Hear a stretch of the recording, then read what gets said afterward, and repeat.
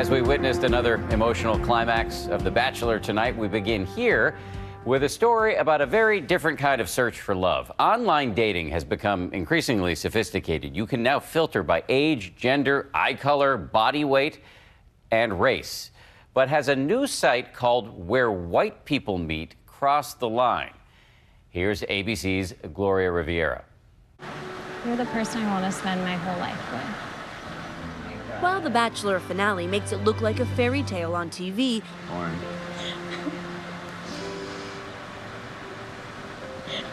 Will you marry me? Yes.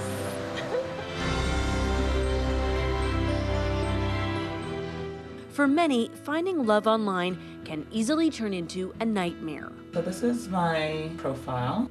Just ask Dawn Fraser. And I've had horrible, ridiculously bad dates. But getting someone to respond to her messages, let alone go on a date, has proven to be a challenge. Some people do distinguish that they only want a white person or they only want Asian. She's one of many women who say that winning the game of online dating may all come down to the color of your skin.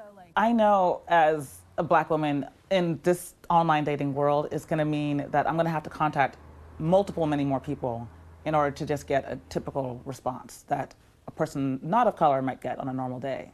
In fact, the dating giant OkCupid says their numbers indicate that their male users were less likely to message black women, and women were more likely to pass on Asian, black, and Latino men. But there's a new site that has many questioning how exact preferences can be. WhereWhitePeopleMeet.com. First come to the first page, it's pretty much like every other dating website out there.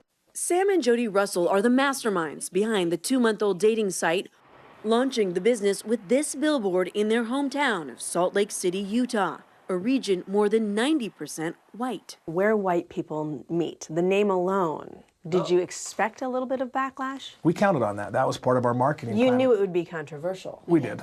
We knew it had to be. The billboard causing such offense, the city made them take it down. I thought white people met everywhere. The first question I asked was, is this for real? I wanted a gal who shares my passion for Celine Dion. The site may have been the butt of many late-night jokes. I thought we already had a place where white people meet. Isn't that The Bachelor? But it also encapsulated the controversy surrounding race and online dating. As the creators of this site, you guys have been personally accused of being racist. We're not racist at all, without question. Our lifestyle shows it, the things we do, the people we associate with, the way we conduct ourselves each and every day proves it. They say the site does too. Users are not required to check a white racial preference, nor are they kicked off for not being white, even though the name would suggest otherwise. But in the over $1 billion industry, being very specific is becoming the norm. Nowadays, sites are going the extra mile, allowing users to filter date options according to religion, height, body size, and race. United in faith and purpose. Sites like Christian Mingle, Our Time for older daters, and Where'd you guys meet? We met on blackpeoplemeet.com. these ads, Sam says, is how the idea for the site came to him. What do you think people would be surprised to know about you? Someone who's created a site called Where White People Meet. My best friend growing up was a Hispanic kid, still is, very good friends. I dated a black girl for quite a while. We actually lived together for a few months, and this is when I was younger. Like Jodie, I've got a lot of great black friends, and so I think it does surprise people a little bit, because I really think a lot of people, when we first started the site, figured it was going to be some sort of platform for white supremacists. Yep, exactly right. Are you saying that it's taken someone who has the reputation of being open, accepting, to start a conversation like this? I think it's a perfect platform. Yeah, maybe so. Yeah.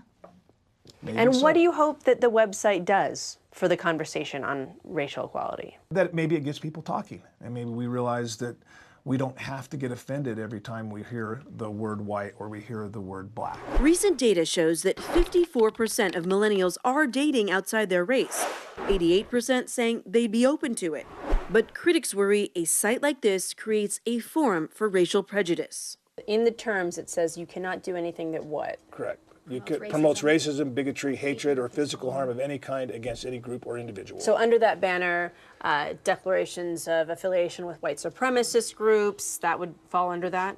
absolutely racism. and or some sort of a black extremist group. We're not going to allow it either way. What are we looking at here?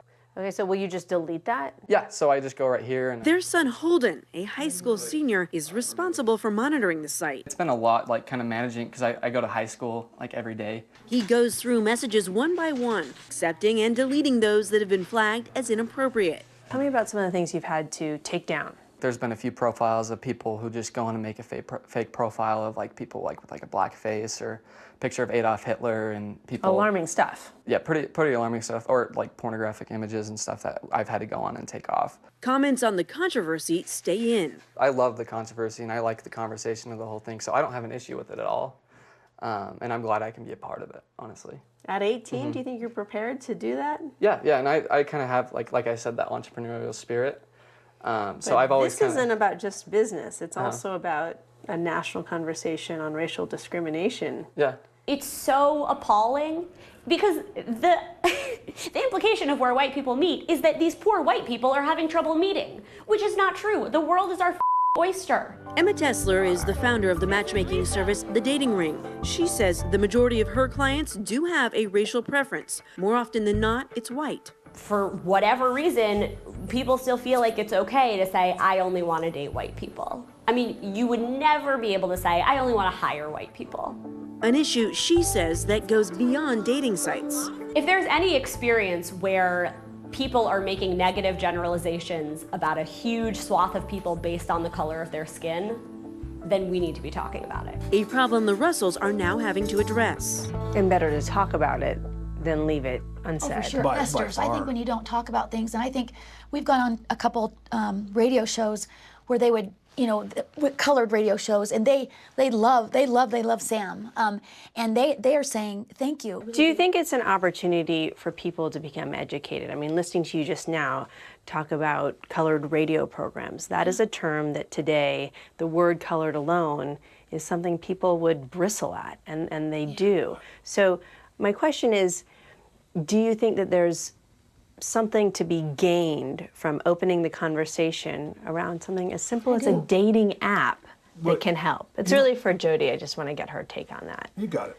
I think what it does, it's almost like takes the handcuffs off, I think, in a small way. And if we're the people that start the ball rolling and talking about it and getting it so it's not a big deal, I think it's huge. A really key question that you want to ask yourself is, why is it that race is so important to you? And when you begin to examine why it is, I believe that you'll find that it's not necessarily race that's important to you, but it could be values that are important to you.